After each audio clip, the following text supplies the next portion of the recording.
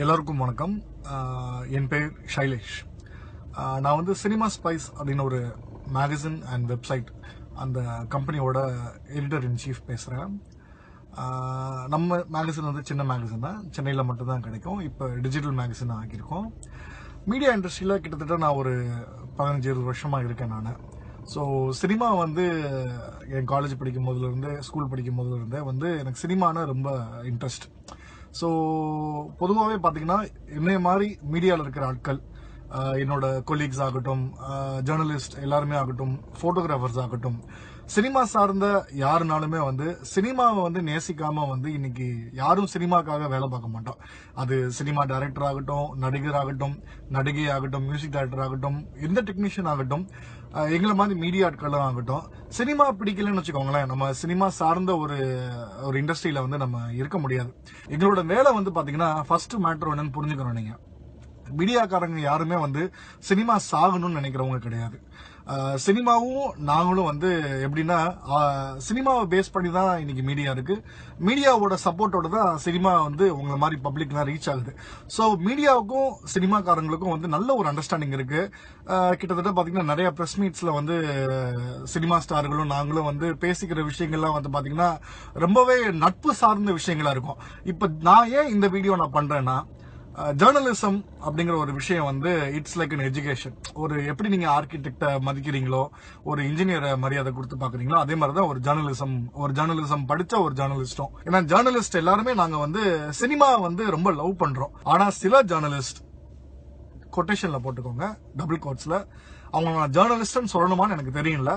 நான் சொல்ல போற வார்த்தை வந்து ஆன்லைன் யூடியூப் ரிவ்யூவர்ஸ், அந்த மாதிரி நம்ம வச்சுக்கலாம். இந்த வீடியோல நம்ம பார்க்க போறது எப்படி விமர்சனங்கள் இப்போ ஆன்லைன் ரிவ்யூவர்ஸ் எல்லாம் பண்ணிக்கிட்டு இருக்காங்க. அப்கோர்ஸ் நிறைய கண்ட்ரீஸ்ல வந்து பாத்தீங்கன்னா நீங்க யூடியூப்ல தேடி பாருங்களேன், ஆன்லைன் ரிவ்யூஸ் தேடினா உங்களுக்கு தெரியும் எத்தனை ஆன்லைன் ரிவ்யூவர்ஸ் இருக்காங்கன்னு. சிவகார்த்திகேயனோட படம் ரெமோ, அந்த படத்தை பத்தி ஒருத்தர் விமர்சனம் பண்ணிருக்காரு. அது விமர்சனமா அப்படிங்கறத வந்து அஸ் ஜேர்னலிஸ்ட் நான் சொல்லுவேன், இட் இஸ் நாட் அ விமர்சனம். இந்த தீபாவளிக்கு கிராக்கர் ஆர்டர் பண்ணணும் அப்படின்னா இவங்க கிட்ட வந்து ஆர்டர் பண்ணுங்க. இந்த மாதிரி ஒரு விமர்சகர் நீங்க பாத்திருக்கீங்களா? இப்ப விமர்சகரா அவர் என்ன பண்றாருங்கிறத பாக்கலாம். கதை என்ன அப்படின்னு கேட்டீங்கன்னா ரொம்ப சிம்பிளுங்க. பையன் வந்து வெட்டியா இருக்கான், திடீர்னு ஒரு ரேண்டமா ஒரு பொண்ணை வந்து வீதியில பாக்குறான். ஒருத்தர் சொல்றாரு, நீ போயிட்டு வந்து வீதியில இப்படி நிக்கிறப்போ லெப்ட் சைடா காத்து அடிச்சு அப்படி ரைட் சைடா நெஞ்சுக்குள்ள அம்பு பாய்ஞ்சு ஒரு ஆட்டோ வந்து கவுந்துச்சுன்னா அங்க காதல் வரும்பா, அந்த காதல் அப்படி இறுக்கி பிடிச்சுக்கோ, அந்த பொண்ணு வந்து என்ன டார்ச்சர் பண்ணாலும் பரவாயில்ல, விட்டுறாத அப்படின்னு வந்து சொல்றாரு. அதை ஃபாலோ பண்ணி லைஃபோட அப்படியே ஆம்பிஷனை எடுத்துக்கிட்டு வந்து வளர்ற சிவகார்த்திகேயன். இவ்வளவுதாங்க படம், இவ்வளவுதாங்க இந்த கதை. அது எப்படி பண்றாரு அப்படி, இதுதான் இந்த படத்தோட கதை அப்படின்னு சொல்லி இந்த விமர்சகர் சொல்றாரு. இதுதான் இந்த படத்தோட கதையா? இந்த கதையை சொல்லிதான் வந்து இந்த இயக்குனர் வந்து ப்ரொடியூசர் கிட்ட வந்து இந்த படத்தை க்ளோஸ் பண்ணாரா, அவரை கன்வின்ஸ் பண்ணாரா, இல்ல சிவகார்த்திகேயன், கீர்த்தி சுரேஷ் எல்லாம் வந்து இந்த கதையை சொல்லிதான் வந்து அவங்க எல்லாம் இந்த படத்தில் நடிக்கிறதுக்காக ஓகேன்னு சொன்னாங்களா? ஒரு படத்தோட கதையை வந்து தன்னோட விமர்சனத்துல இவரால வந்து ஆடியன்ஸ் கிட்ட எப்படி சொல்லணும்னு தெரியல. படத்துக்குன்னு ஒரு கதை இருக்குங்க, அது ஒரு வரி கதையா இருக்கலாம், இல்ல ஒரு அரைப்பக்க கதையா இருக்கலாம். ஆனா படத்துக்கு கதை இல்லாம இருக்குமா? அதே மாதிரி கீர்த்தி சுரேஷ் பாவங்க. ஏன்னா சிவகார்த்திகேயனுக்கு போட்ட மேக்கப் கூட வந்து கீர்த்தி சுரேஷ் போடல. ரெண்டு பேரும் நிக்கும் போது பாத்தீங்கன்னா கீர்த்தி சுரேஷோட மேக்கப் டல்லா இருக்கு. டல்லா இருக்கிறோட மேக்கப் தப்பா இருக்கு. அவங்க வந்து ரொம்ப ஓவரா மேக்கப் போட்டு அந்த மூஞ்சியை வந்து கோரமாக்கி விட்டு. என்ன நான் சொல்றது சொல்லுங்க? ஒரு சராசரி ஆடியன்ஸா இந்த மாதிரி விஷயங்கள் தான் நீங்க அந்த படத்துல நீங்க பார்க்க போவீங்களா? சீன்ல பாத்தீங்கன்னா மேக்கப் இல்லாம ஒரு நைட் காஃபி குடிக்கிற ஒரு சீன் வரும். அதுல பாத்தீங்கன்னா கீர்த்தி சுரேஷோட மூஞ்சி அவ்வளவு சூப்பரா இருக்கும். அதே இதுல வந்து ஃபுல்லா இருந்தா கூட வந்து கீர்த்தி சுரேஷ் சூப்பரா இருந்திருப்பாங்களோ. கீர்த்தி சுரேஷோட மூஞ்சி சூப்பரா இருக்கான். மூஞ்சிங்கிற வார்த்தை ஒரு இவரை நம்பி சில பேர் விளம்பரம் கொடுக்கறாங்க. இவர் ஒரு படத்தை பத்தி விமர்சனம் பண்றாரு, அத்தனை பேர் பாக்குறாங்க. அவர் யூஸ் பண்ற வார்த்தையை பாருங்க, மூஞ்சின்னு. தமிழ்ல ஒரு வார்த்தை இருக்கு, முகம். அந்த நடிகையின் முகம் இந்த மாதிரி இருக்கு அப்படின்னு சொல்லியிருக்கலாம். சோ இதெல்லாம் வந்து பாத்தீங்கன்னா நான் என்ன சொல்றேன், எனக்கு தினத்தந்தி, தினமலர், ஆனந்த விகடன், குங்குமம், குமுதம் இந்த மாதிரி விமர்சனங்கள் வரும் பாத்தீங்களா வார இதழ்கள்ல. அந்த விமர்சனம் எடுத்து பாருங்க, எங்கேயாவது இந்த மாதிரி வார்த்தைகள் பயன்படுத்தி இருக்காங்களான்னு. சோ அந்த டிராப்ட் வந்து ஒரு எடிட்டர் கிட்ட போச்சுன்னா கண்டிப்பா மூஞ்சிங்கிற வார்த்தையை அடிச்சுட்டு முகம்னு எழுதியிருப்பாங்க, இல்ல அந்த லைனே தூக்கி விட்டுருப்பாங்க. இந்த லைனே இந்த விமர்சனத்துக்கு சம்பந்தம் இல்லாம இருக்கு, இது ஒரு பர்சனல் ரிமார்க்கு. இது வந்து நீ நடிப்பை பத்தி பேசிருக்கலாம். கீர்த்தி சுரேஷ் இந்த கதாபாத்திரத்துல இந்த மாதிரி நடிச்சிருக்காங்க, நடிப்பை வெளிப்படுத்திருக்காங்க, அந்த மாதிரி ஓகே.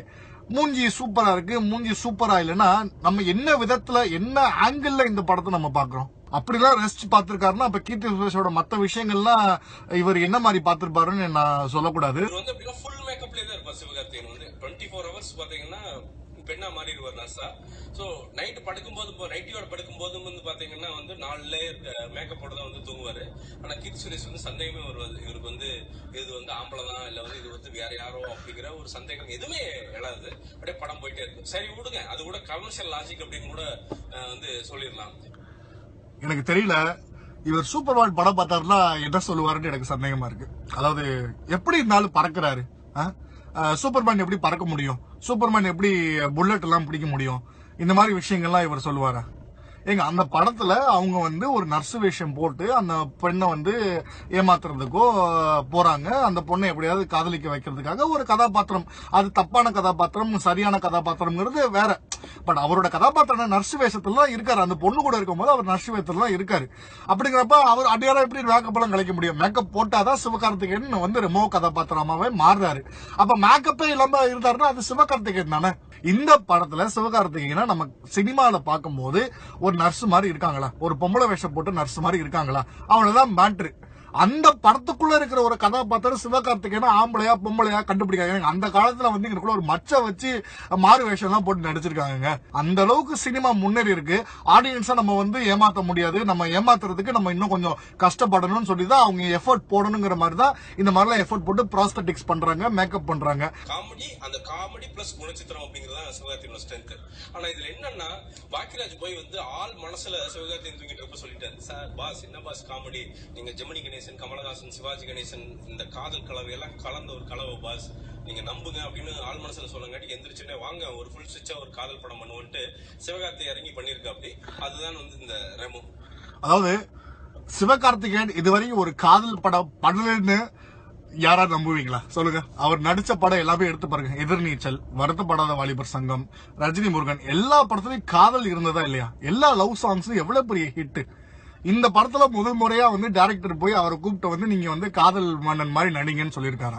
எங்களோட பீரியட்ல விஜய் நாங்க எல்லாம் எப்படி பார்த்தோமோ அந்த மாதிரி இன்னைக்கு சிவகார்த்திகேயன் இன்னைக்கு இருக்கிற ஆடியன்ஸ், நீங்க ஃபேமிலி ஆடியன்ஸ் உங்க வீட்டுல இருக்க லேடிஸ்ட கேட்டு பாருங்களேன், குழந்தைங்கிட்ட கேட்டு பாருங்களேன், சிவகார்த்திகேயன் அவங்களுக்கு எவ்வளவு பிடிக்கும்.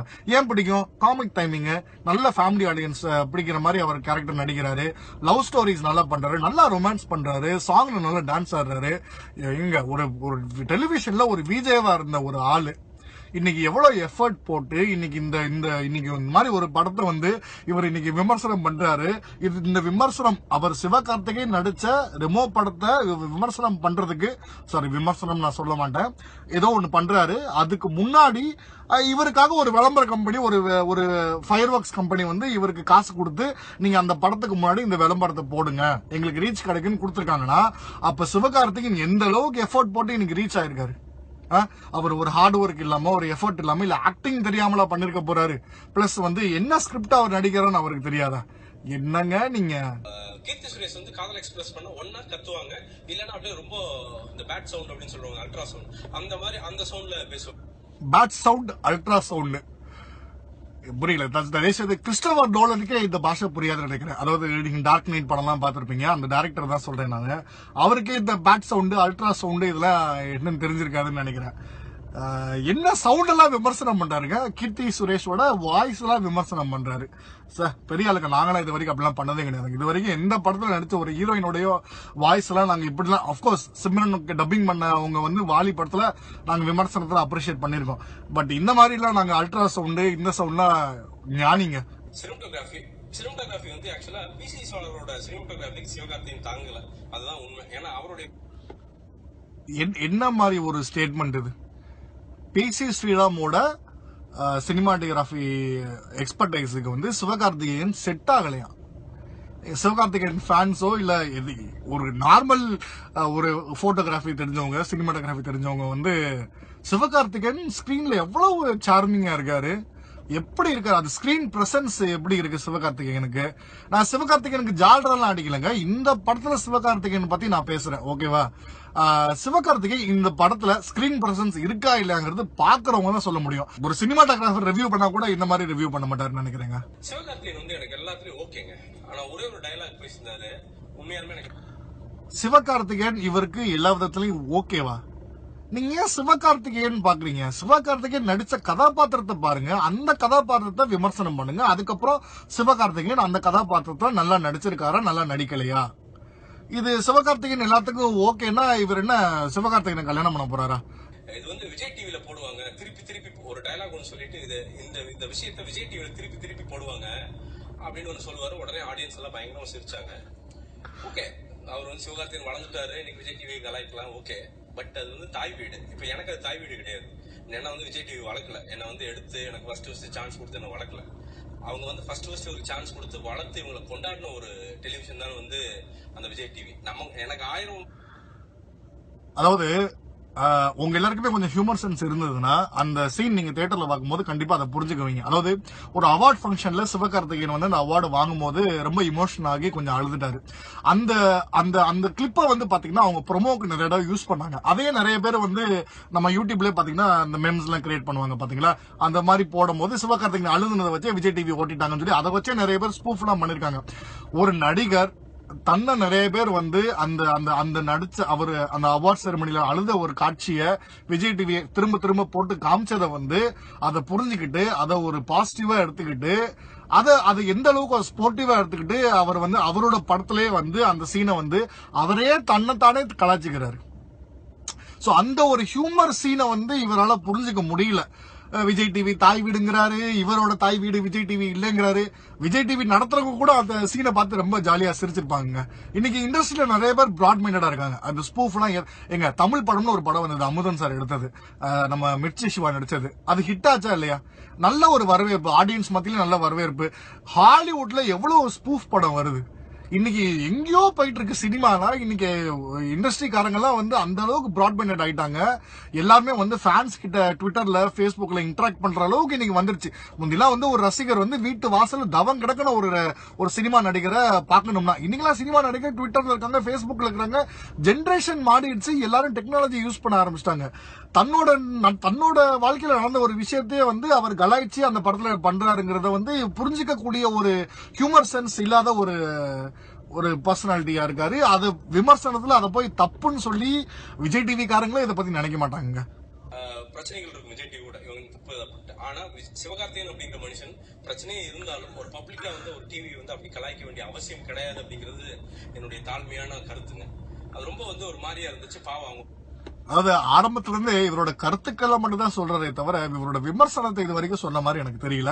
இவ்வளவு நேரம் வந்து இவ்வளவு நெகட்டிவா சொல்லிட்டு படத்தை பத்தி பாசிட்டிவா அவர் ஒன்னும் பேசின மாதிரி தெரியல. கடைசியில பாத்தீங்கன்னா படத்தை ஆவரேஜ் ஒரு 1 டைம் பார்க்கலாம், குழந்தைங்களுக்கு பிடிக்குங்கிறாரு, அப்ப ஃபேமிலிக்கு பிடிக்குங்கிறாரு.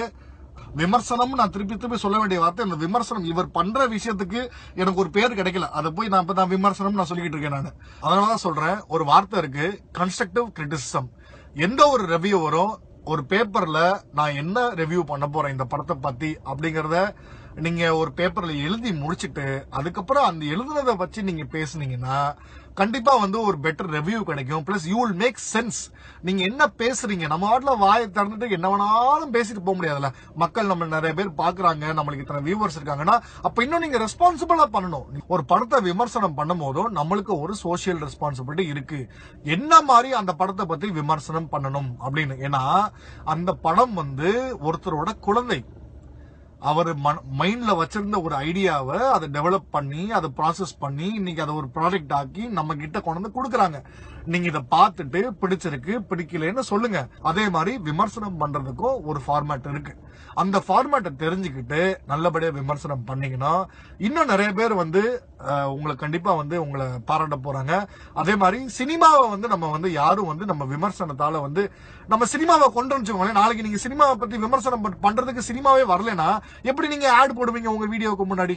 இந்த மாதிரி விமர்சனம் பண்றவர் ஒரு படத்தை எடுத்து படம் இப்படிதான் இருக்கணும் அப்படின்னு செஞ்சு காமிச்சிட்டாருன்னா இனிமேல் மேபி எல்லா சினிமாக்காரங்களும் தன்னைத்தானே திருத்திக்கிட்டு நல்ல படமா கொடுப்பாங்க. இல்லைன்னா இவருக்கு பிடிச்ச மாதிரி படமா கொடுப்பாங்கன்னு நான் நினைக்கிறேன். அப்படி இல்லையா, அந்த கெப்பாசிட்டி நம்மளுக்கு கிடையாதா? ஒரு படத்தை பார்த்தோமா, எனக்கு இந்த படத்துல இந்த விஷயம் பிடிச்சிருக்கு, இந்த படத்துல இந்த விஷயம் எனக்கு பிடிக்கல. சோ யாருமே நான் முதல்ல சொன்ன மாதிரி எந்த ப்ரொடியூசரோ எந்த பிலிம் மேக்கரோ எந்த நடிகருமே ஒரு குப்பை படத்தை நம்ம வந்து ஆடியன்ஸ் கொடுக்கணும்னு நினைச்சு பண்றதே கிடையாது. சோ இது வந்து ஒரு பெரிய ஒரு luck base investing plus time of release எல்லாமே விஷயங்கள் இருக்கு. அதனால சினிமாவா பாருங்க. சினிமாவை ரொம்ப பர்சனலா எடுத்துக்காதீங்க. எல்லாருமே வந்து 2.5 மணி நேரம் படம் பார்த்துட்டு வந்துட்டு வீட்டுக்கு அதுக்கப்புறம் அடுத்து வேலையை பார்க்க போயிடும். வீட்டுல சமைக்க போயிடும், வீட்டுல வேலையை பார்க்கறோம், காலை ஆபீஸ் கிளம்புறோம், பிள்ளைங்க ஸ்கூலுக்கு போகுது, எல்லாம் பாக்குது. நம்ம ஃப்ரெண்ட்ஸ் கிட்ட பேசுறத விட்டுருப்போம். ஆனா இவரை பாருங்க, அதுக்கு ஒரு வீடியோவை எடுத்து அதுக்கு முன்னாடி ஒரு அட்வர்டைஸ்மெண்ட் போட்டு அதுக்கு நடுவில் ஒரு அட்வர்டைஸ்மெண்ட் போட்டு பிளஸ் அந்த படத்தை வேற கிழிச்சு இந்த படத்தை பத்தி என்ன விமர்சனம் பண்றாரா, ஒரு விமர்சனம் எப்படி பண்ணணும் கூட தெரியாம அவரோட ஒப்பீனியனை உள்ள கொட்டிட்டு நாங்களா ரிவ்யூவர்ஸ், நாங்களா விமர்சனம் பண்றவங்க, ரெமோ ரிவ்யூ பை அப்படின்னு சொல்லி போட்டு பண்றாங்க பாத்தீங்களா? அப்ப ரிவ்யூன்னு போட்டீங்கன்னா நீங்க படத்தை ரிவ்யூ பண்ணுங்க. ரிவ்யூ பண்ணாம உங்களோட பர்சனல் கோவத்தை வந்து காமிக்காதீங்க. அந்த படத்து மேல அந்த கோவத்தை காமிக்க தேவையில்லை, அது அவசியம் கிடையாது. அது உங்க கேரக்டரை பத்தி தான் சொல்ல வருது. உங்களோட பர்சனல் கேரக்டரை வந்து உங்க ரிவ்யூ காமிக்குது. ஸோ ரிவ்யூங்கிறது ப்ரொஃபஷனலா பண்ணுங்க, நல்லா பண்ணுங்க. நிறைய ஆன்லைன் ஜேர்னலிஸ்ட் வாங்க. Long live cinema and long live media. Thank you.